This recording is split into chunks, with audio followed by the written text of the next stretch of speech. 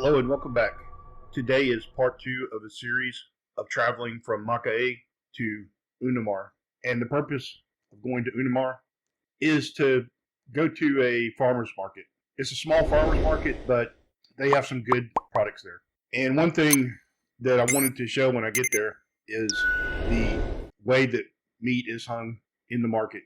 And you'll see this a lot in Brazil. The butchers are different in Brazil. And I would say the butchers are more like traditional American butchers, the way they were maybe 40 years ago. My cousin was a butcher and worked for a supermarket, a small chain supermarket. It went out of business. I don't remember the name of it, but at that time, it was a union job for him. And this was in the 1970s, I believe. And in the 1970s, he was making somewhere around $20 an hour. So something around that. So I would say that's pretty good. So as you can see, we're crossing over this bridge to go into downtown Macaé. And as we start here, in the previous video, I mentioned going through one of the industrial areas. And we went through a place where there's mostly Brazilian companies that support other petroleum companies. So it's the residual income of this market. And when they discovered petroleum here, this town here was nothing. The bridge that you cannot see in this video is to the left. They're trying to make us, this is the only bridge going into the town from the northeast, and the traffic can be relentless sometimes. It's not as bad as it used to be because since the politicians did not invest in the infrastructure, the market here collapsed a little bit. You still have some of these major petroleum companies around here, but not like there used to be. Now the downtown area is more of the older population. From whence I came is a newer population, and I didn't start there, but there's one neighborhood to the northeast of the downtown area. And Brazil's broken up into neighborhoods, kind of like New York. Most Brazilian cities are like that, broken up into neighborhoods, or boroughs, basically what you could call them. Because we don't have distinct neighborhoods in the United States. There might be some things that we call a neighborhood, our neighborhood, but it's more not necessarily superficial, but it's not something that we identify. We might say our neighborhood is the area where our neighbors are. But in Brazil, a neighborhood is actually a borough, like New York. And they're called bairros, which has the same origin, bairro, like barrio in Spanish, but they pronounce the double R's like an H in Brazil. So this is the downtown area, and it has grown a lot since the origin of the city. 10 years ago, I only knew maybe 5 people that originated from here, that were born in this town. And the other 100 acquaintances that I had, because I worked in the petroleum industry, met a lot of people. The majority were not born in this town.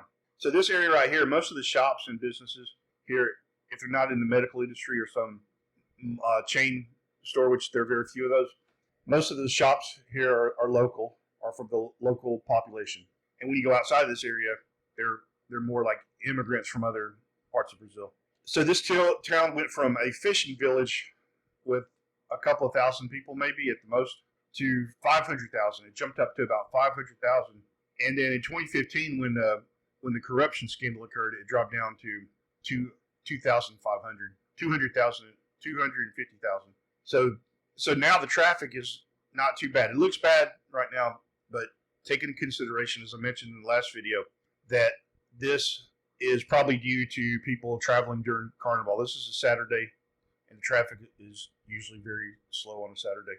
So this video is going to be posted one per day in this series, because I would say that it's too much to maybe consume in one day. So I try to break it up into different sections. And so this is probably the heart of town. Maybe in front you have the Bank of Brazil, which is a state-owned bank. Terrible service, terrible bank, but it's state-owned, and they don't have to worry about going out of business. And not sure what happened here. So they put in new traffic lights, and along with those new traffic lights, there are radar detectors, which there are a lot of in Brazil. So people don't run red lights. Now I spoke with people that were living in Brazil 20 years ago, maybe, and everybody ran red lights in the past. And the main reason being is because it used to be dangerous to be at an intersection. It's a lot safer now. They have, I don't know about the city of Rio, but this town here, I would say things are much safer in this town. Now we're going through this stretch of the video. We're going through the heart of town, and it's not a it's not a bad place. You know, it's a good place to live. I would rather live here than Rio. It's an industrial town, and there's nothing great about the town itself except it the location is good, because if I head to the south or southwest, basically, which is the direction I'm heading right now, there are lots of nice beaches, tourist areas, things like that. If I head to the north, there are some nice beaches around there, northeast. Now, if I go west, I go into the mountains. Now, I can get to some nice areas to visit, to travel within about 30 minutes leaving town. Within an hour, there are several options of waterfalls, mountains, beaches. I mean, anything that is good for leisure time, it's available within a short distance. There isn't much in this town. However, it's a place where people come to work, and that's it. So I hope you like this, and we're going to go into another stretch heading into the beach area that's coming up next. Before we get to the next video, one interesting thing that I would like to add to this video is that there have been some different migrations, pre-Columbian migrations to Brazil. Now, a lot of the historical facts that we have on certain people who have come to Brazil before, like the Phoenicians, there are those who believe that the Phoenicians came to America and that the Aztecs may be Phoenician. Of course, we don't know that. There's no concrete evidence to back it up. Maybe genetically we might see that they could have come from Middle Asia, somewhere like that. I'm not sure. But there is very little evidence that can support maybe this huge migration of Phoenicians coming to America. Now, I think they found Phoenician coins in Alabama. There's the Bat Creek stone that has what looks like Phoenician or Aramaic style writing on it, Paleo-Hebrew. And that's possible. Of course, one thing to realize is that it would be unscientific to believe that no one had come to America from Europe. Some stray fisherman, someone off course. Obviously, the probability of that happening is very high. And I think what most people are trying to imply is that there was no massive situation like what happened with Spain and Portugal and then the English. Because one thing to take into consideration, when the English settled in New England, when the Vikings settled there, not the Vikings, when the Pilgrims settled there, they had help from Squanto. And either Squanto or a friend of Squanto's, I think it was Squanto himself that spoke English. So how did he learn English if there was no contact? So someone was here before them. Jamestown, there may have been other groups of people that came in. It's just not, it's not very convenient for the kings to say that they were not the first. We have the propaganda of the mainstream media always. So going back to those times, we don't know how many Vikings came over. There were probably quite a few. But as far as Brazilian academia is concerned, the Vikings were in Brazil. They came to Santos. There's even a group of Brazilians that are connected to Iceland that claim to be of Nordic origin. And I'm not sure how far back they go. But there are a lot of different groups down here. I know of someone that wrote a book about pre-Columbian Brazil, and there were people living in Brazil from Europe before Columbus came over, according to his books. And he documented his books on stories and historical situations that were occurring in Brazil before that time.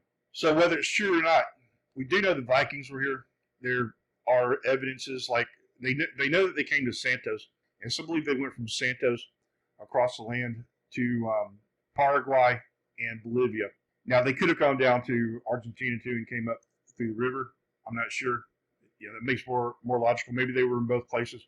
But there's archaeological evidence, and even the Germans, during the time of World War II, the Germans were in Brazil exploring the runic writings of the Vikings. So there were two forts that the Vikings created, and there's runic writing to back it up.